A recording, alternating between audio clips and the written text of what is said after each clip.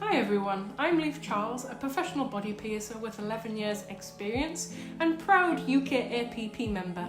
Today I want to share with you a valuable skill of how to fit and remove a hinge ring effortlessly.